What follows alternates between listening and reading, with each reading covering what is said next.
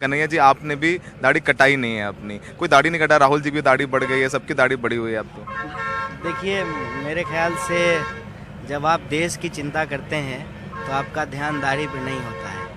आप पॉलिटिक्स को इतने दिनों से कवर कर रहे हो तो आपने देखा होगा कि हर चीज़ का ना अपना एक डिजाइन होता है। लेकिन जब आप 24 घंटे किसी काम में रहते हैं, आप सो रहे हैं कंटेनर में, आप खा रहे हैं कंटेनर में, कैंप में, हमारा गांव रोज़ बसता है, रोज़ उजड़ता है, एक दूसरे के साथ आप लगातार रह रहे हैं। मान लीजिए कि हम इन लोगों से किसी एक कार्यक्रम में मिलते, हाय हेलो होता, नमस्कार होता, दुआ पानी होता और चले जाते, तो ये मुझे कितना समझ पाते या मैं इनको कितना समझ पाता। जब आप साथ रहते हैं तो आपके भीतर की जो असलियत है ना, वो बाहर आ जाती है। तो असलियत ये है, न सिर्फ मेरी, सारे भारत यात्रियों की, कि हमको इस बात से ज़्यादा चिंता है कि हमारी दाढ़ी ठीक हो, कि हमारा जूता ठीक हो, कि हमारा टी शर्ट ठीक हो। इस बात से हमको ज़्यादा चिंता है कि देश कैसे ठीक हो। इसीलिए हमने कहा कि लोग जब ये कहते हैं ना कि दाढ़ी बढ़ गई है, हम बोले कि दाढ़ी का छोड़िए, पेट्रोल डीजल का दाम बढ़ गया है, ये असल सवाल है। कन्हैया, और ये राहुल जी भी कहते आए हैं, चाहे बाकी नेता भी, कि भारत जोड़ो यात्रा का राजनीति से कुछ लेना देना नहीं है। देखिए राहुल गांधी, सुन लीजिए मेरा सवाल, सुन लीजिए फिर आप जवाब दीजिएगा। आप गुजरात में प्रचार करके आए हैं, तो राजनीति से लेना देना तो है, ठीक है। अंत में राजनीति से लेना देना है। राहुल गांधी सांसद हैं, कांग्रेस के वरिष्ठ नेताओं में से एक हैं, आप भी कांग्रेस में, आप भी कांग्रेस में। अंत में सरकार जब तक सत्ता में नहीं आएगी, वो बहुत ज़रूरी काम है।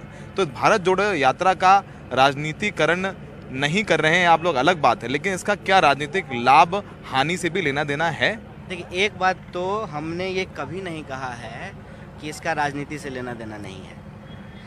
देखिए, हम कह रहे हैं कि राजनीति भी है, राजनीति ही नहीं है, ये समझ लीजिए। हम कह रहे हैं कि इसमें सांस्कृतिक पहलू हैं, इसके आध्यात्मिक पहलू हैं, इसके सामाजिक पहलू हैं, इसके आर्थिक पहलू हैं, इसके राजनीतिक पहलू भी हैं। और राजनीतिक पहलू के भी ना कई पहलू होते हैं, सिर्फ चुनाव नहीं होता है।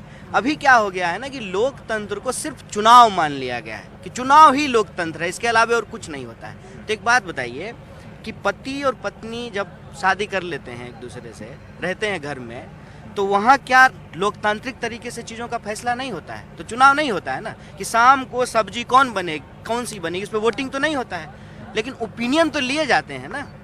तो ओपिनियन को रिस्पेक्ट करना, ओपिनियन को कलेक्ट करना, ओपिनियन के आधार पे डिसीजन लेना, ये भी डेमोक्रेसी का एक प्रोसेस है। गुजरात में नहीं समझ में आई आपकी बात लोगों को? नहीं, समझ में खूब आ रही है, बहुत अच्छे से समझ में आ रही है। और गुजरात की जनता को, पूरे देश के लोगों को अलग से सैल्यूट करना चाहिए। आप सोचिए, 27 साल हो गए हैं, 40% लोग बिना थके, बिना रुके, बिना निराश हुए भाजपा के खिलाफ कॉन्स्टेंटली वोट कर रहे हैं। कन्हैया अपना वो देखो, बता दिया कि 40% जनता जो है वो लड़ रही बीजेपी के खिलाफ। ठीक है, हार जीत लगी रहती है। चलिए, भारत जोड़ो है, लेकिन अच्छी बात, राजनीतिक सवाल करना था मुझे आपसे।